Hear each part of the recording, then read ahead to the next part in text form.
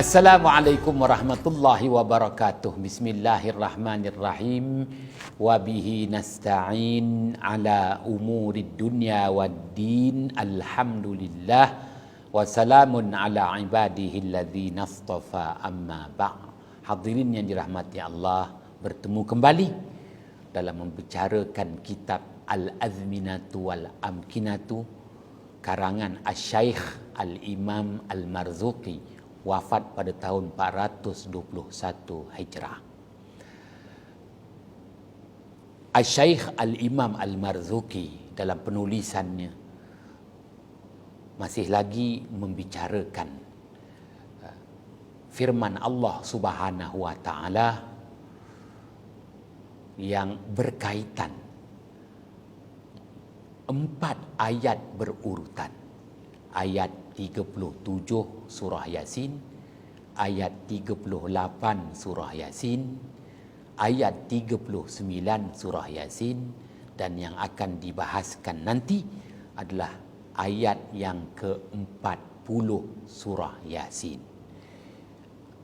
Sebelum kita membaca keterangan-keterangan hujah yang diberikan oleh Asy-Syaikh Al-Imam Al-Marzuqi,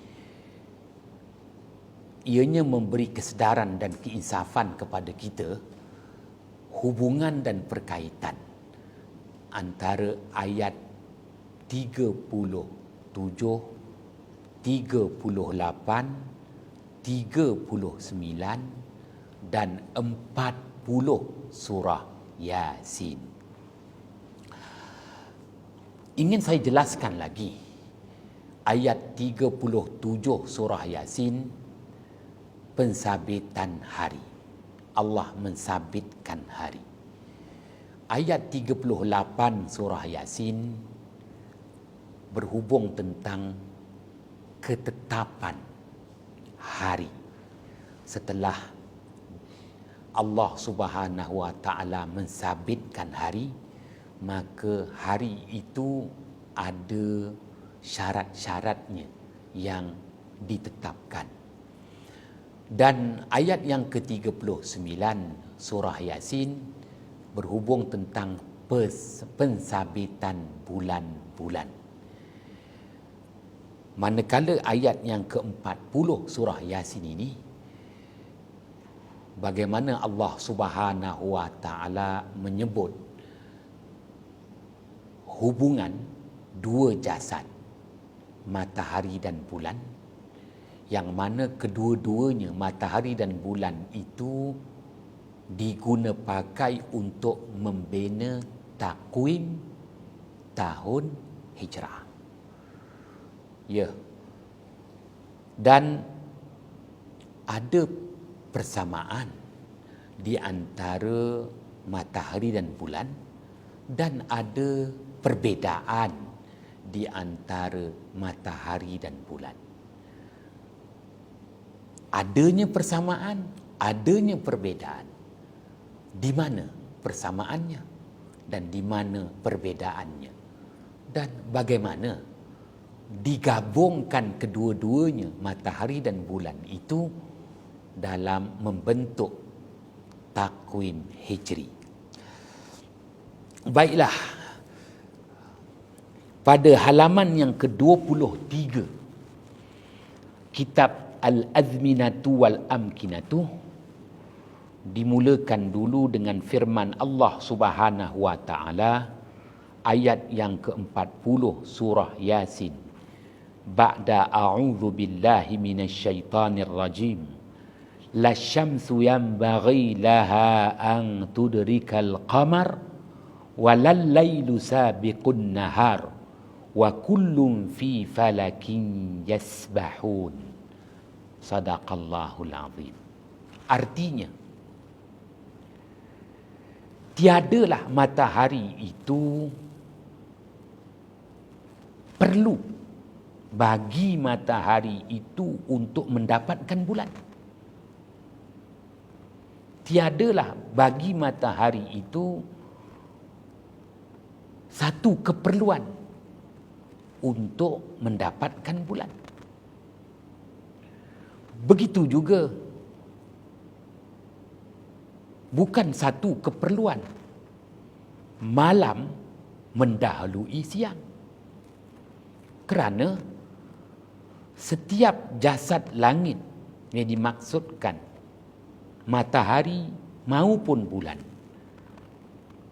berada pada garis edaran masing-masing. Maksud ayat 40 surah Yasin. Hadirin yang dirahmati Allah, kita lihat bagaimana perbahasan oleh Asy-Syaikh Al-Imam Al-Marzuqi dalam kitabnya Al-Azminatu Wal-Amkinatu halaman 23. Ya'ni yanbaghi laha ay law kanat tatlubu idrakal qamari lima hasalat laha baqiyataha wala sa'idataha talabatha yuqalu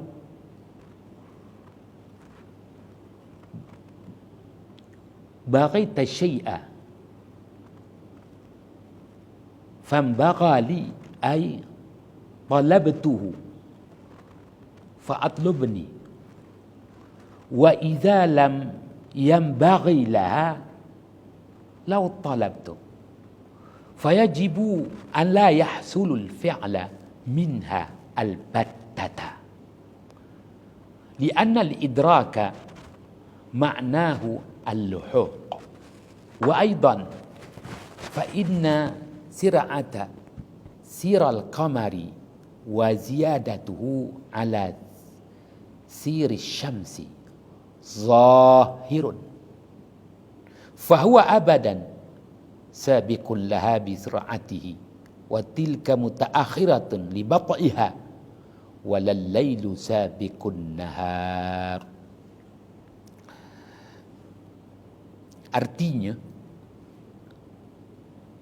sekiranya matahari itu memerlukan, sekiranya satu keperluan bagi matahari itu mendapatkan bulan, kerana hasil bagi matahari itu sememangnya memerlukan, dan tidak mudah matahari itu mendapatkan bulan. Sebagaimana yang biasa dikata dalam masyarakat Arab, aku perlukan sesuatu, maka aku berusaha mendapatkannya. Aku perlukan sesuatu, maka aku berusaha mendapatkannya. Begitu juga bulan. Sekiranya matahari ada keperluan untuk bersaing dengan bulan, sama ada matahari itu perlu mendahului bulan, maka matahari pastinya akan berusaha mendapatkan bulan dan mendahului bulan. Dan apabila tidak perlu bagi mendapatkan sesuatu sekalipun, aku tetap berusaha. Gambaran yang dinyatakan dalam perkataan Siyaqul Kalam, halaman perkataan masyarakat Arab, tak perlu mendapatkan sesuatu, tetapi usaha tetap diteruskan, maka pastinya tak terhasil sesuatu perbuatan itu buat selamanya, sekiranya tiada keperluan dan tiada usaha. Apabila tiada keperluan, tiada usaha. Apabila adanya keperluan, maka adanya usaha. Kerana bahawasanya mendapatkan sesuatu itu bermakna menemui. makna mendapatkan sesuatu itu menemui. Begitu juga yang dimaksudkan dengan matahari mendapatkan bulan, maknanya matahari menemui bulan. Mungkin ada keperluan bagi matahari itu mendahului bulan, maka matahari perlu menemui bulan dan mendahuluinya. Kiranya ada keperluan. Itu yang nak dijelaskan. Kerana bahawasanya yang jelas kelajuan gerakan ketara bulan itu mengatasi kelajuan gerakan ketara matahari pada penglihatan mata kasar manusia. Maka bulan itu buat selamanya mendahului matahari dengan kadar kelajuan gerakan ketara bulan. Dan demikian juga matahari itu tetap ketinggalan. Bagaimanapun, macam mana pun, matahari itu tetap ketinggalan.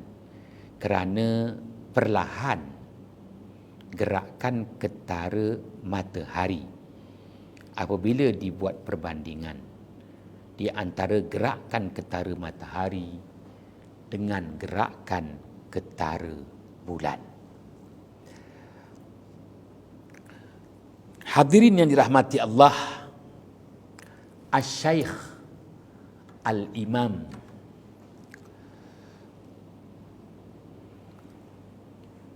Al-Marzuki dalam memberi ulasan terhadap firman Allah Subhanahu wa taala ayat 40 surah Yasin. Allah Subhanahu wa taala menghendaki agar hamba-hambanya yang diberi peluang menjalani hidup di muka bumi ini berfikir sejenak.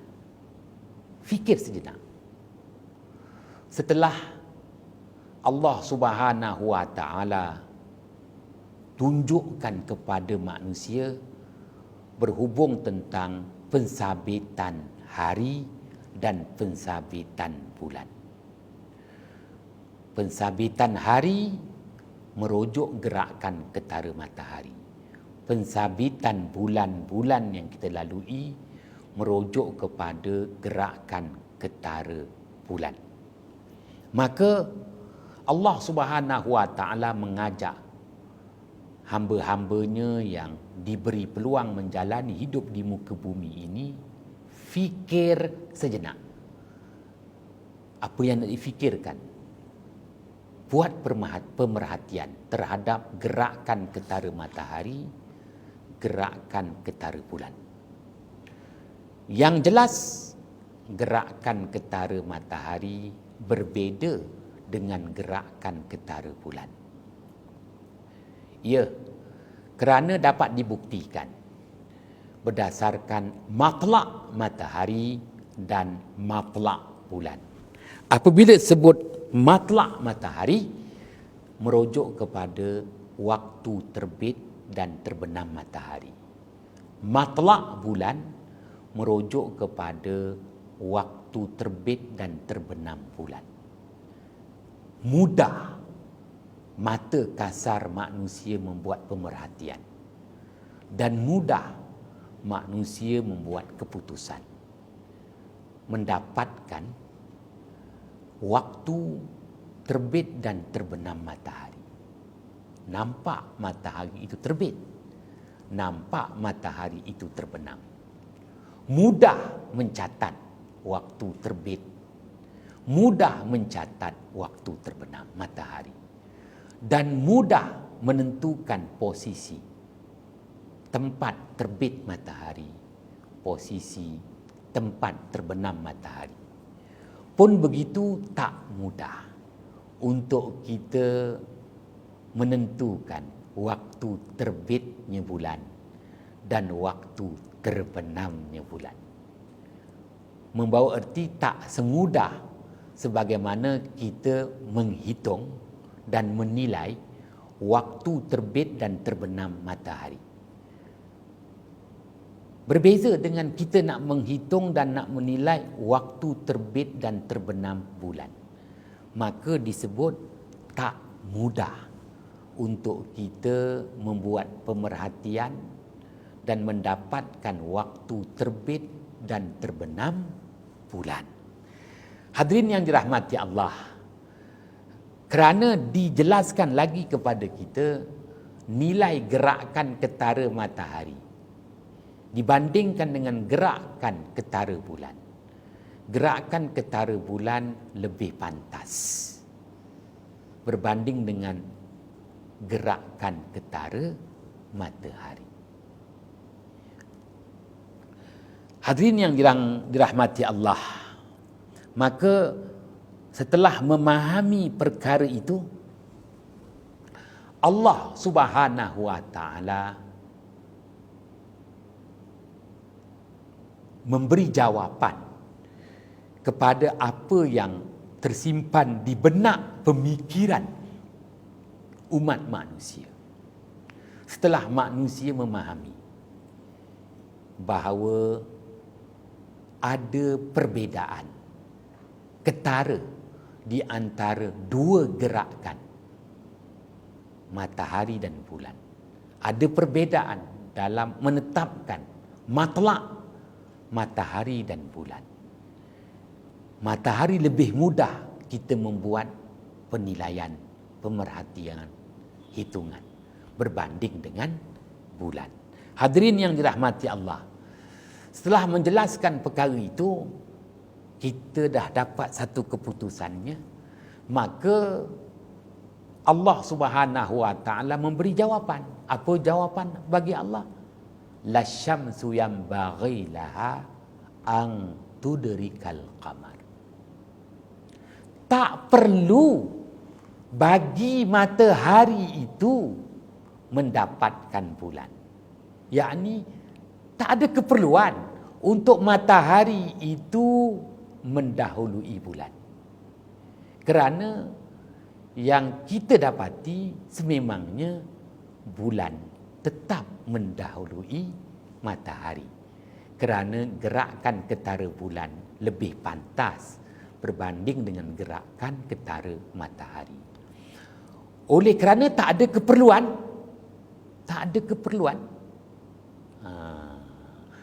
untuk matahari itu mendahului bulan.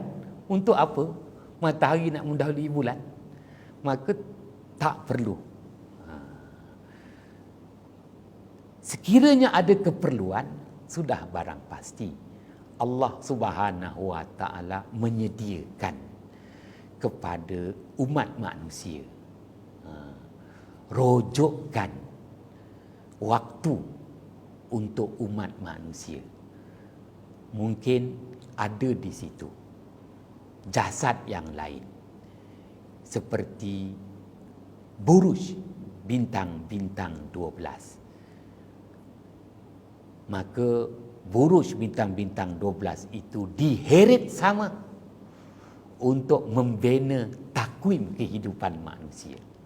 Setelah selama ini membabitkan dua jasad langit, matahari, bulan dalam membina takwim hijri. Ada keperluan tak nak mengheret sama buruj bagi mensabitkan takwim hijri? Tidak perlu. Sebagaimana matahari tidak perlu untuk mendahului bulan. Oleh kerana matahari itu tak ada keperluan untuk mendahului bulan, maka Allah Subhanahu wa taala nyatakan pada ayat 40 surah Yasin, walal lailu sabiqun nahar. Tak perlulah waktu malam itu mendahului waktu siang. Waktu malam tak perlu mendahului waktu siang. Maka Allah dah tentukan waktu siang dengan kadar 12 jam. Waktu malam dengan kadar 12 jam. Lengkaplah 24 jam. Tinggal lagi ada tarikh-tarikhnya. Waktu malam mengatasi lebih panjang daripada waktu siang.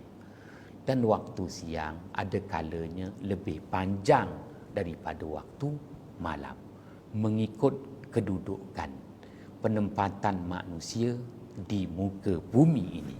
Hadirin yang dirahmati Allah, maka kita lanjutkan lagi perbahasan perkara ini. Kerana tidak dijelaskan lagi kenapa ya Allah Subhanahu Wa Taala pada ayat 40 surah Yasin terus memberi jawapan kepada kita, tak ada keperluan matahari itu mendahului bulan. Tak ada keperluan malam mendahului siang. Ini membawa arti yang amat besar. Kenapa Allah memberi jawapan sedemikian? Diminitkan pada ayat 40 surah Yasin. Tak lain tak bukan kerana ada dalam ketemadunan manusia yang membuat keputusan bahawa perlu tahun-tahun yang tertentu bahawa matahari mendapatkan bulan. Contoh, apabila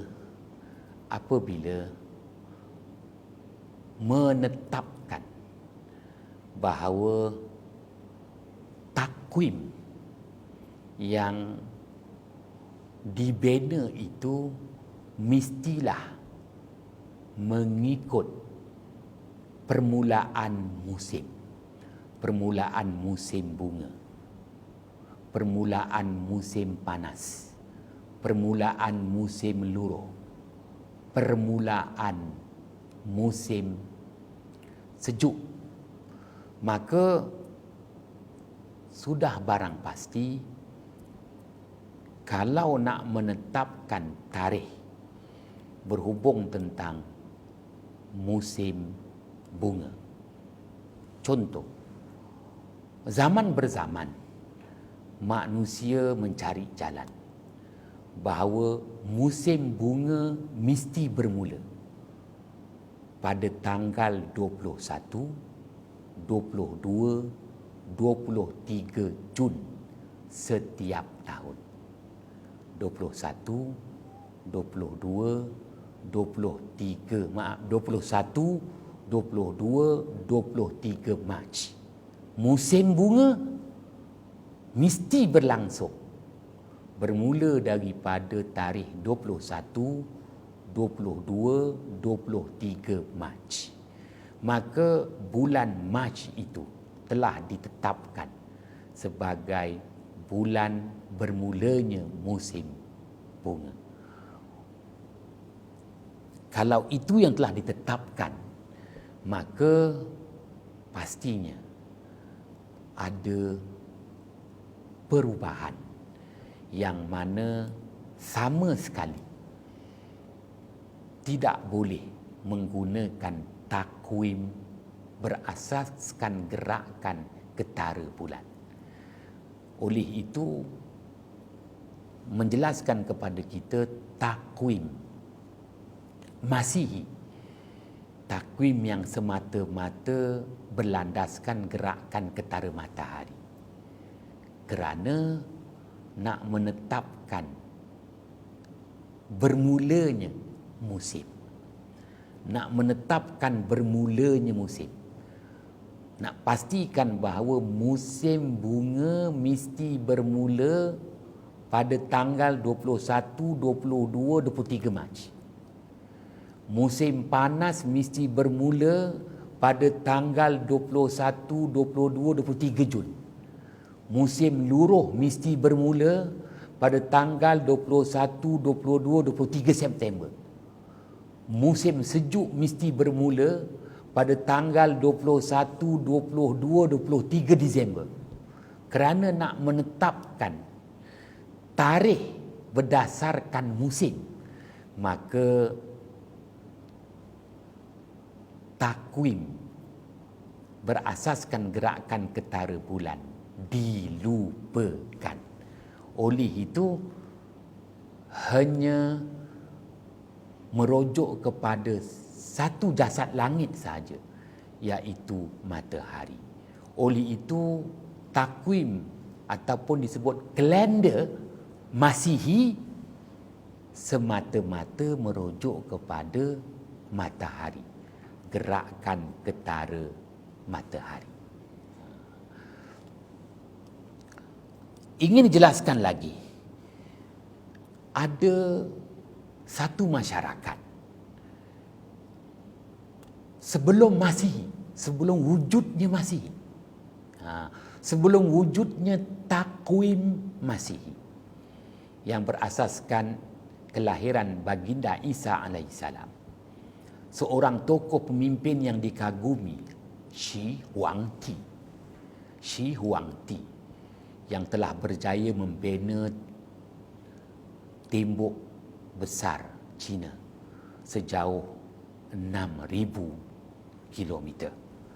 Shi Huangdi wujud sebelum Masihi.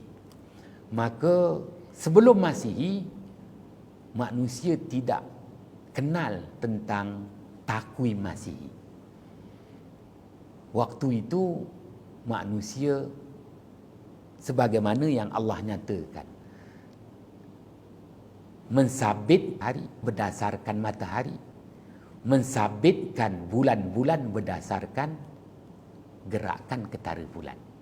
Maka kita sebut dui kalender. Dua takwim digabungkan membentuk satu takwim, satu kalender. Oleh itu wujud satu permasalahan untuk menyambut tahun baru. Tahun baru perlu disambut berakhirnya musim sejuk dan bermulanya musim bunga. Oleh kerana musim sejuk, berakhirnya musim sejuk dan bermulanya musim bunga, itulah tahun baru bermula. Oleh itu tak dapat tidak, Shi Huangdi terpaksa menambah lagi sebulan. Setiap 3 tahun ditambah lagi sebulan. Bulan berdasarkan gerakan ketara bulan. Maka wujudlah dalam takwim Cina bahawa mereka ada setahun 12 bulan dan mereka juga ada setahun 13 bulan. Maka 3 tahun sekali kalender Cina yang dibina untuk tahun baru Cina, 3 tahun sekali mereka akan menetapkan sebanyak 13 bulan, bukannya 12 bulan. Dengan kata lain, 3 tahun sekali 13 bulan. Yang lain setahun 11 bulan. 12 bulan. Kenapa ini berlaku? Kerana nak menetapkan bahawa tahun baru mesti berlangsung di akhir musim bunga, di akhir musim sejuk dan di permulaan musim bunga. Maka Allah Subhanahu wa taala memberi jawapan kepada persoalan yang selama ini manusia pertikaikan daripada sebelum Masihi, di zaman dinasti Shi Huangdi yang membentuk takwim Cina. Maka mereka telah menambah bilangan bulan daripada 12 bulan kepada 13 bulan bagi memastikan tahun baru yang mereka sambut setiap tahun berlangsung mengikut musim, iaitu berakhir musim sejuk dan bermulanya musim bunga. Hadirin yang dirahmati Allah, maka Allah Subhanahu Wa Taala sebut pada ayat 40 surah Yasin, Allah Subhanahu Wa Taala sindir manusia. Ada keperluan ke? Ada keperluan ke matahari itu mendahului bulan? Ya, oleh kerana nak pastikan bahawa musim bunga itu, musim bunga, bermulanya musim bunga, bermulalah tahun baru.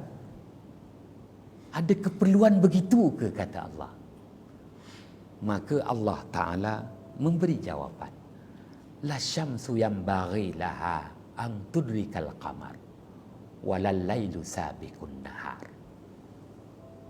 Tak ada keperluan matahari itu mendapatkan bulan.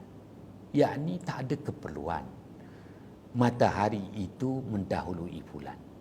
Seperti tak ada keperluan malam itu mendahului siang. Sudah ditetapkan sela waktu untuk malam dan ditetapkan sela waktu untuk siang. Tak ada persaingan, ya, demi mendapatkan sesuatu.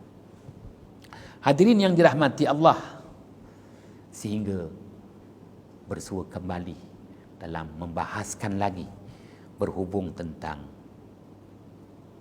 firman Allah terhadap dua nilai, takwim matahari dan takwim bulan. Wallahu a'lam bissawab.